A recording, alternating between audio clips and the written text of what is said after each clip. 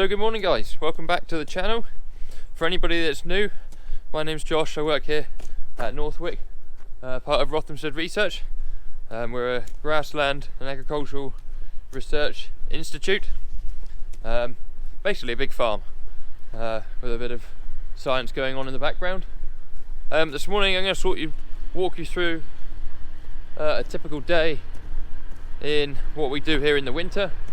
We're a bit short-staffed at the minute due to COVID, which is a bit frustrating, but that means you'll get to see a bit more of it because I've got to do a bit more of the jobs myself. So we're going to be feeding cows and bedding up cows here in a minute.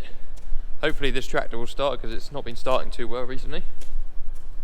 And yeah, I'll just sort of take you through what we do here on a daily basis in the winter. So this is one of our 6620s and our new Lucas straw chopper. We've had this about 2 weeks now. I think he's empty. He is empty. So typically what happens in the mornings, we all turn up here in the office. We've got a farm office at the top of the yard, and normally when everyone's here I would tend to push the cows out and scrape the passageways. Craig would bed them up and John would feed them.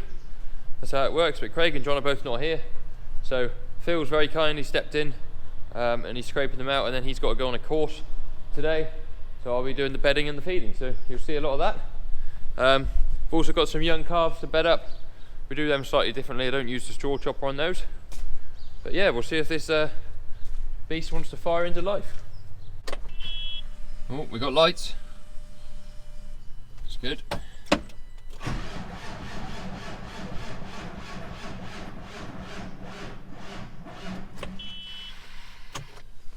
Nope, she don't want to go. This isn't a very good start to the day, is it now? Now this tractor is parked here. It's actually got the plough on it because Craig was planning on servicing his plough before putting it away. But the tractor's parked here because the other one's been a bit naff at starting, so we've got another one here with a battery on it, so we can jump it if we need to.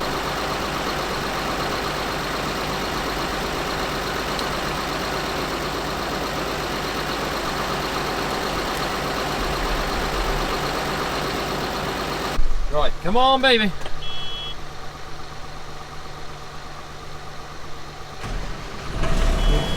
All it needed, little jump.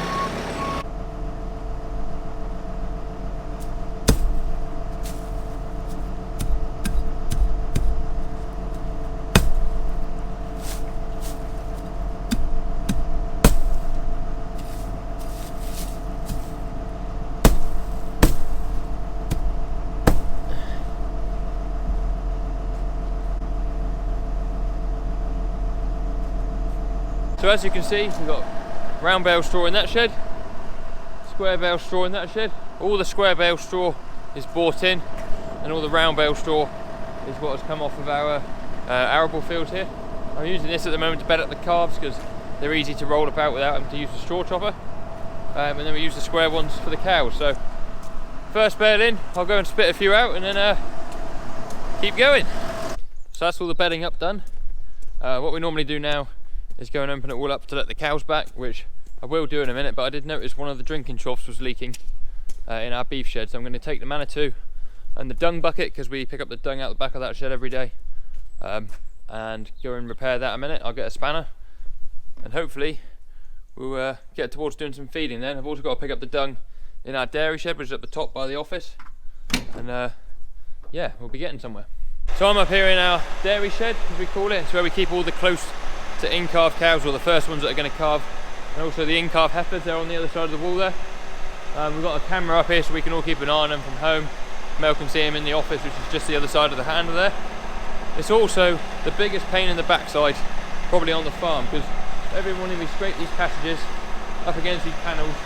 We've got to come up here with a handler and pick them up, which takes ages because it's the furthest point from the dung heap on the farm, and you can't get it all in one bucket, and it's quite often like slurry, and it's just not very good at all. I don't know how you overcome it up here. It's not set up here for handling slurry at all. We've got one tiny little slurry pit on the back of the other beef shed, but yeah, I don't know. This is by far the biggest pain in the backside. It takes a lot of time out your morning just draying around with a Manitou and a bucket full of muck. Yeah.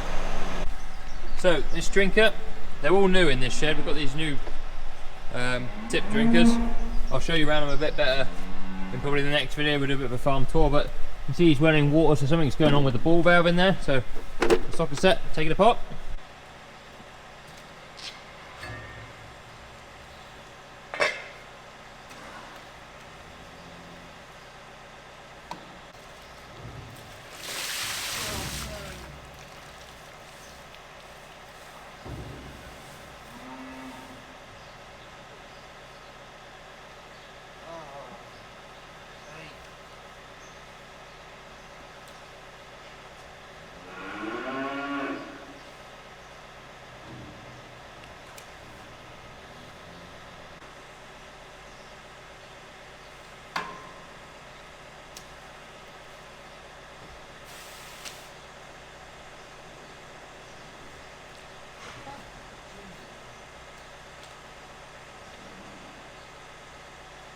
Right, so I'm not really winning, I don't think.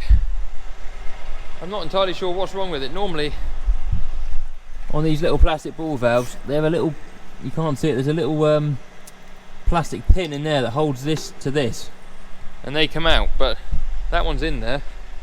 You might have seen, I filled up my boot by tipping the trough over. I also got sprayed in the face and around the side by this black cap coming off, because that's all that stops the water spraying everywhere, is that. So, it isn't dripping at the moment, but it's not to say it won't start again when it fills up. So I'm going to leave it on a really low pressure so it is still filling. And I'll come back in a little bit and check it. Very annoying. Most important time of the morning. Cup of tea, slice of cake. Have a natter to the other guys. We all sort of do yard work until 10, half past. And then we gather in the workshop for a slice of Mel's cake and a cup of tea or coffee. And then you can sort of figure out what you're doing for the next stint of the day. Gus has found himself some glasses. Ta. Right, I'm going to eat this. Right guys, we're going to crack on with the feeding now. So I'm in, this is clamp 4. We have 4 silage pits all beside each other along here. This is clamp 4. This silage is a couple years old, but it's kept really, really well. You can see there's no waste in the middle. It's really dry. Can't really work out why it is so dry, but it is. The only place we have got a bit of waste is on the shoulders. So for anyone that's not from farming or not aware of silage pits or anything like that, anywhere that you tend to get waste tends to be on the shoulders. You just can't roll it with a tractor. You can't get the consolidation and squeeze all the air out, because that's all that'll be, is that's just air that's got in under the plastic sheet whilst the silage has been making. So I've got to pull the sheet back. This silage is so dry that you need about half a face every day to feed it, and also it pulls, because it's so dry, it pulls back, it doesn't cut clean, so you need a fair bit behind with the grab. So I'm going to go up here, pull the sheet back, and then we'll get to feeding.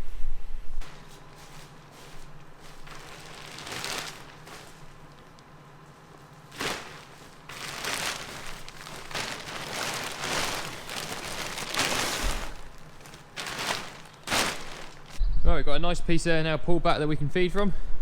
It does seem to be getting a bit damper as you go back through.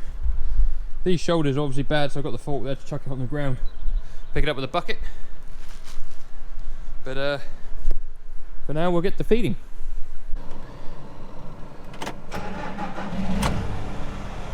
Need to connect the pipes onto here to operate the grab. So hold this yellow button down until the light flashes, that. And what that does is it depressurizes this block here so that you can get the pipes on.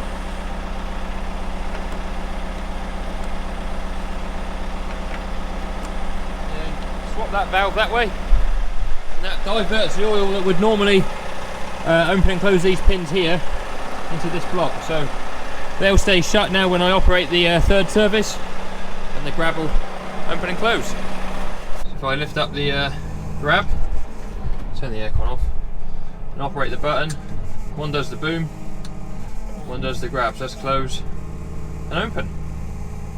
So another thing we feed here, along with the silage, the cows only get silage and minerals, which are in these bags here. On many dairy farms and beef fattening units and that sort of thing, you might see people feeding maize and whole crop and other concentrates and things to try and get the cows either milking really well or get the beef cattle to finish quicker, that sort of thing. We just feed silage at the moment because the cows are in what we call their dry period. So we've taken the calves away from the cows. They want to stop their milk production, so they're just having silage, and we keep the minerals in there just to keep trace elements up in the cows. So we've got 2/3 of a bag of minerals on this block of silage. That'll go in the wagon. We'll then turn the wagon on, and that'll mix up, and then we'll fill it up to the required level, and we'll go and dish it out to the cows.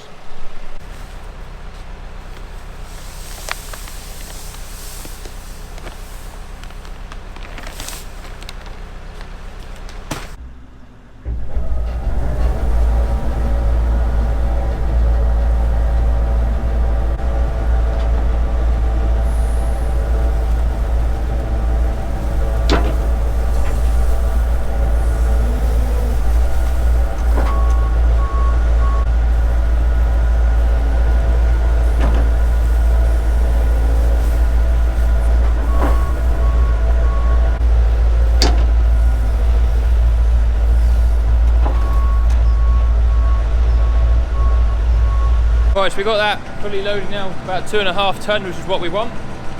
We'll let that mix up a bit, get the mineral to stick to all the grass. This is our other clamp, this is clamp 1. Got a bit of the same as clamp 4, we've got a bit of waste on top there, just where the air's got to it. But you can see this is much damper, see it's much darker. It's got a higher moisture content, this grass, which actually makes it seal in the pit better. So you can see we get a really nice clean cut on the pit with the grab. And that's important because it stops any air getting in there once we've cut it and spoiling whilst it's open, because once this is open now, we've got to use it probably within 48 hours, the face each time, to stop it from spoiling. So that's ready to go. We'll put the screen back around so we can see. So we'll go and dish this out.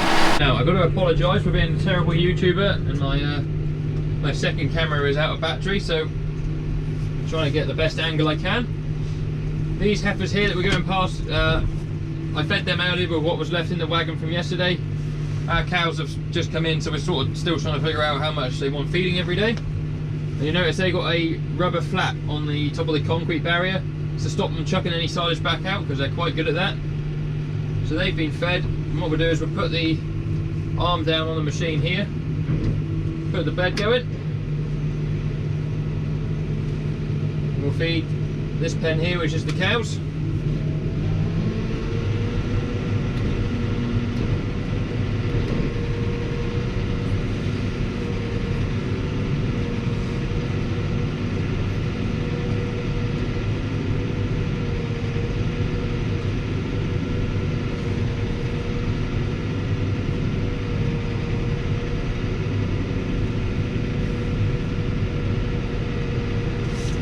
The aim obviously is to get it in the trough, fill the trough nice and full to keep them going until this time again tomorrow, but without making a mess. We do lose a bit on the sides of the conveyor there, but we come around with a shovel at the end of the day and just sweep anything up and chuck it in from overnight anyway.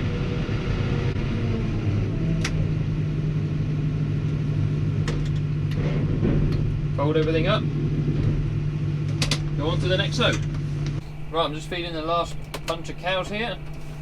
I'm actually feeding out the other side of the elevator, but I like to put that thing down. Whether it makes any odds or not, I don't know. That one, that way, power shaft.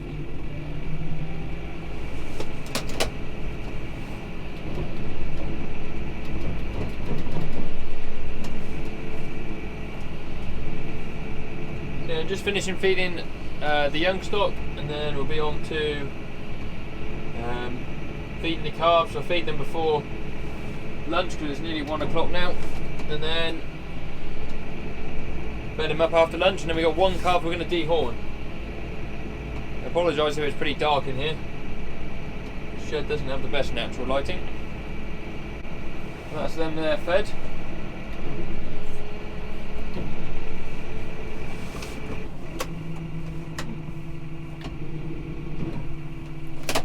I got a little bit left in the wagon again because I'm still trying to get my head around how much they need, so I'll just feed these ones first in the morning. So when I feed the calves, I always get my little mate out here. He likes to come and play with them. They get on very well. There you go, so come see the calves. He always has a stretch. Yep. Limber up, doesn't he? Not allowed to jump off.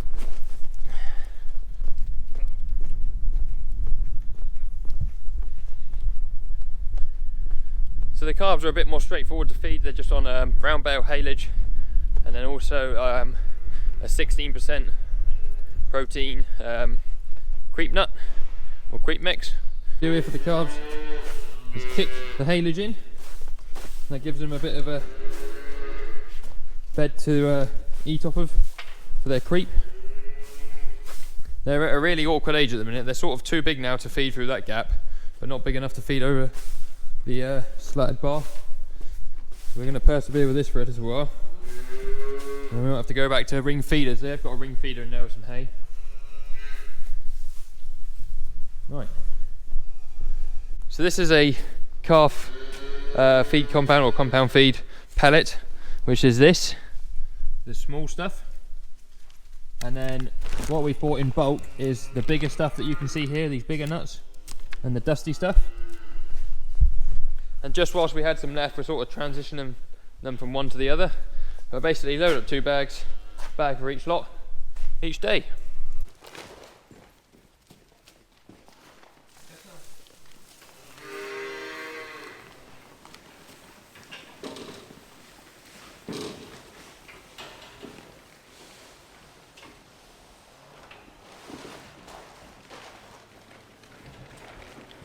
Normally bed them up every day just because now it's getting colder and we've got frost at night.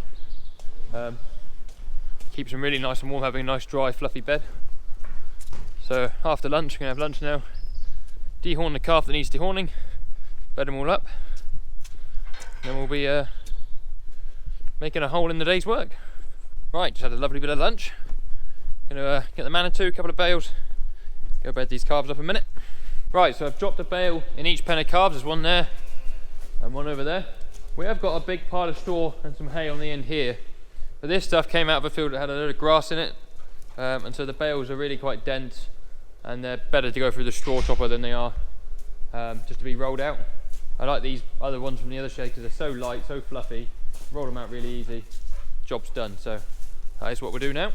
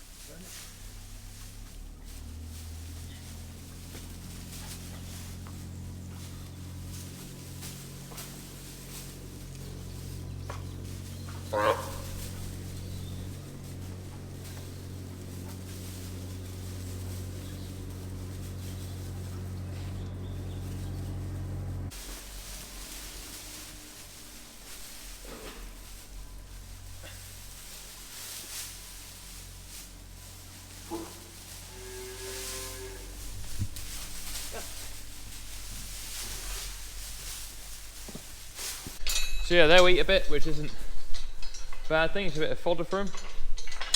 Bit of a scratchy for the rumen whilst that's developing. I don't ever bed this front bit because I don't want it to get too high that they can't eat their feed, but that's them done. I'll do the same over here. Then we'll try and set up to dehorn some calves, or I might bring a bale up from first, just so they got some fresh haylage, and then try and go dehorning.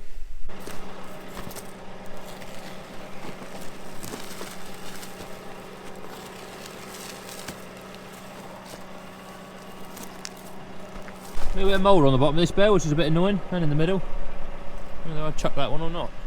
Turns out this bale, no good whatsoever, so put it down here and then we'll take it up to the dung heap another time because we need to get on. But I don't know if I can flip it over so I can show you.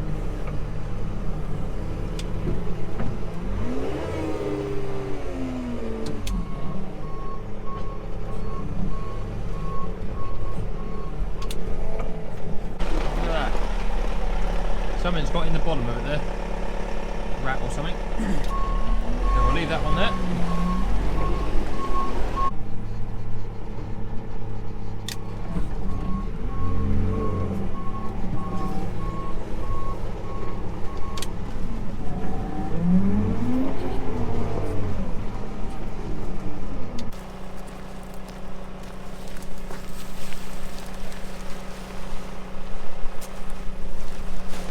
To be honest, even this one's got a bit of rubbish on the bottom, but I can just get rid of that bit. All that bit there is fine. Really nice haylage. We'll take this up there for the calves. So we've just dehorned Fish, as he's known. He's in this pen somewhere. Where are you, Fish? Here he is, look. Come to see us. So I need to get some blue spray for his buds. But we give them anaesthetic when we debud them.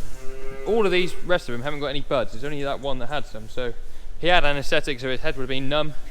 And then he also gets some pain relief as well, so that when the anaesthetic wears off, hopefully he'll be alright, he won't feel anything. He's there eating anyway, so he's quite happy. Just had a bit of a change around as well. Me and Phil were in here looking. Got a few calves that have started to rub like a bald spot on the top of their neck, just from feeding underneath here.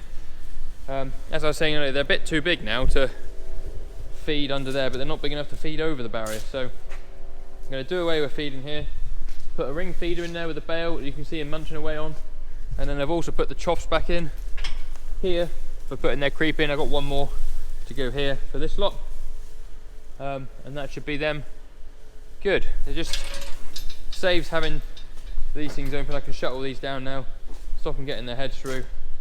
I don't really want them wearing bolt places on them, it just looks untidy. So that bale's in there. Those guys have got a bale over there.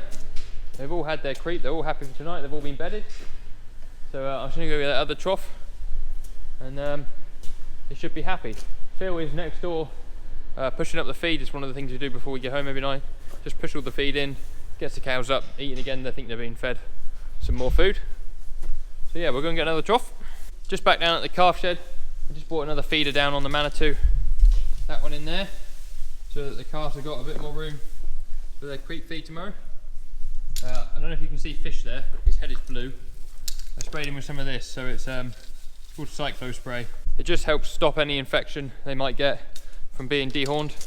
Obviously he's the only one that we have dehorned, so he's the only one who I've sprayed. But yeah, that brings us to the end of the day. All the feed's pushed in, all the jobs are done, and they all look quite happy there. We'll see them again in the morning. So thank you everyone who has been watching my videos. If you're new, please leave a like and subscribe on the channel. The channel's been gaining loads and loads of momentum recently, which is really good. Been really enjoying making the videos and seeing the channel grow, which is amazing.